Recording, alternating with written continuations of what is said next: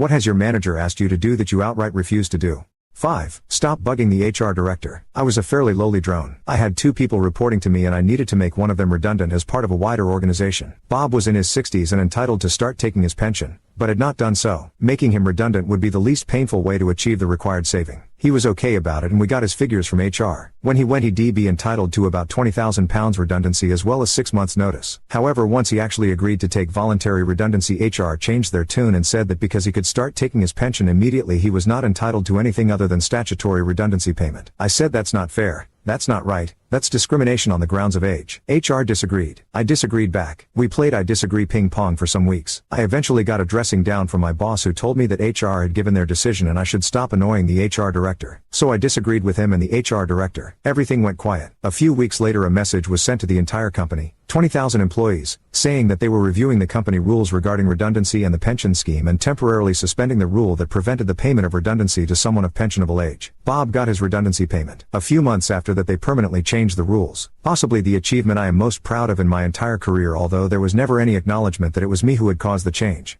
6. Was tearing out and replacing a water-damaged deck that was in the middle of the house. Homeowner's spa had overflowed and leaked for a number of years and the deck was rotten. In the northeast corner of the deck, it was discovered overrun with termites that had also penetrated the sill and joists of the house. Contractor told me to just rebuild the deck. I said the homeowner needs to know about this problem. He said let me deal with it and never said a word to the male homeowner. As I was still tearing out the rotten deck, the female of the house stepped out and asked if I wanted something to drink. Nice of her. Anyways, I said, ma'am, I need to show you something. That was the end of my employment for that contractor. Didn't care because I did the right thing by informing the homeowners. 7. I was working for a bulk fuel delivery company. We were a small rural business. We worked on trust. You ordered fuel, and we delivered it and sent you a bill. The bill for heating fuel was past due. The manager phoned the guy to get some money, and he told the manager to F off. It was December 24th. The manager told me to go suck the heating oil out of the tank and let him freeze. There are a lot of problems with this. The jerk was just renting the place, so when the pipes broke, the owner, who was a local, would end up with broken pipes. We were a small rural business. Everyone would know we took the heat from a whole family on Christmas Eve. It wouldn't matter that the guy was an $0 and told us to F off. People would be upset. 2 weeks later, shortly after New Year's, the police arrested the father for incest. His 12-year-old daughter was pregnant. The father was carted away. The mother handled the welfare money and paid us for the fuel going forward. But we never got the money we were owed. The manager was still mad,